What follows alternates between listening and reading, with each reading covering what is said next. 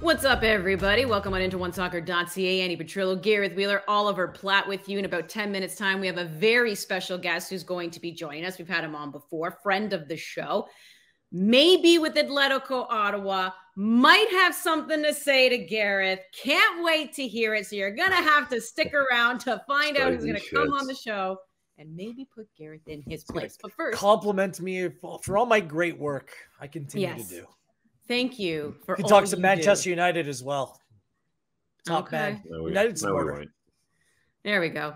We're teasing who's coming up. But first we have to talk about the women because that's what's coming up literally around the corner. We have the two friendlies that they're playing in Australia, some tune-up games for the Canadian women here. Both those games will be seen right here on One Soccer. But another player, gentlemen, has dropped out in Kadisha Buchanan due to injury. We'll get to the injured players in just a moment. But, Wheels, what are you hoping to learn from the women in these two friendlies, as, of course, they continue to prepare for the 2023 World Cup? Well, I do think there's some things that will be valuable learnings, not just for the players that are there who will be in the World Cup next year, but more importantly for the staff. I feel like it's very difficult traveling across the world at this time of year when you have seasons going on, but you almost want to replicate some of the things that you'll be doing come the World Cup next summer. So getting a lay of the land, understanding what the climate's like, understanding what the lifestyle, what things like the traffic and like just the basics of the lay of the land.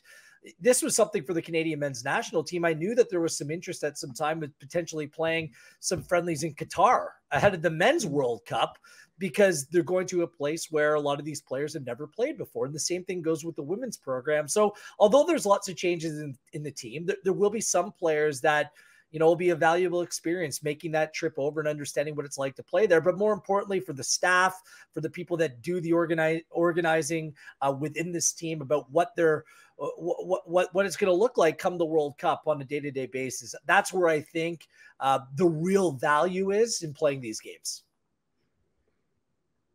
Yeah, I think the story of the window for me is going to be the absences and what Canada does to deal with those absences, right? Like, I think it's been some time since we've seen this many key players be out. Buchanan, Lawrence, Revere, Gilles, those are all players in your starting lineup, but it was your back four, right? That's out of this international window. And then you've got players like Alicia Chapman and Deanne Rose as well, who, are some of the first players to come off the bench and often rotated into the starting lineup. So it's been a long time, I think, since we've had that level of absence in the squad, and that opens up opportunity. I'd look back at maybe for a comparison at Bev Priestman's first window, which was the She Believes Cup, where she didn't have Christine Sinclair, Ashley Lawrence, Kadisha Buchanan, arguably your three top players available for that one. And we learned a lot from that tournament. And there were some players that came out of that tournament who've gone on to play a major role for Bev Priestman in winning that Olympic gold medal and all the games they've played since. So you look at, Vanessa Gilles played against the United States in the first game of that tournament, really impressed, really staked her claim to be a starting centre back going forwards. Quinn played in central midfield, partially because maybe Sinclair's not there. Fleming gets pushed on a little bit more. So you need someone who can play at the base of midfield and distribute the ball well. And Quinn did that and really strengthened their case going forwards. Jade Revere stepped in for Lawrence and is now a starter in this team. Again, a young player getting exposed to those minutes. So the really interesting question for me is there a player or a few players in this group who maybe aren't regular starters in the minute for Bev Priestman, who can take the opportunity that is absolutely going to be there and going to be coming to them, not just in the games, but in training as well. And change their thinking a little bit going into a World Cup year. I think there's some interesting names on the roster, and now it's up to them to kind of step up.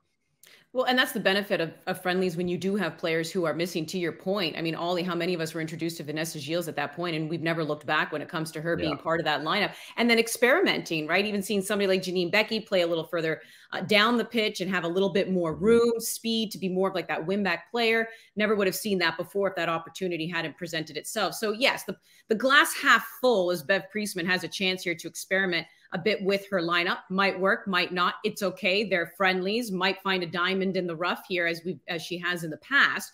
And you mentioned those names, Ollie. So with essentially the back line also being wiped out here, no Chapman, no Gilles, no Buchanan. I mean, you mentioned it before. So many other players who are out.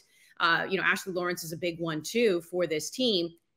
Who do you project to be in the starting 11? Well, I think if we'll get out of the way the easy ones, I think the midfield and forward line is pretty much intact. I think they'll go Fleming, Scott Quinn with Sinclair, Becky, and Prince up front. Maybe Janine Becky is an option at right back, just given the absences there. And then obviously you've got Kaylin Sheridan in goal. But again, it's the defense that is the interesting part. This is the projected lineup I've put together. But that back four could look like anything. Shalina Zadorsky is going to play. There's no question about that. But then you look at the different combinations they could go with. I've got Levasseur in there at left back. We're more familiar with Gabby Carl, but Levasseur was the one who was in the squad initially. Carl's been a later call up. So that leads me to believe that she has the slight edge there. Bianca St. George at right back, I think we've been waiting to see a bit more of for some time. But again, that could be Becky, that could be Sura Yeka. And then alongside Zadorsky at centre-back, there's only one other natural centre-back available, which is Jade Rose, obviously a young player. Again, I think Yeka has played a little bit there. We've seen Quinn, Sophie Schmidt sometimes fill in there. So there's a few options. But it's that back line that is completely up for grabs and will really present some interesting decisions for Beth Priestman to make. Did you figure out how to work the light switch there, Gareth? What's happening? I'm having problems with technology. Gremlins. Is Gremlins a modern day reference? Does it still apply? I get it. Just turn on and up. I have no idea what's happening here. Poltergeist, like something is haunted right now. Atletico Ottawa fans. They're tapping into my television. They're getting ready. They're getting ready. Black screen of death back here. It's awful.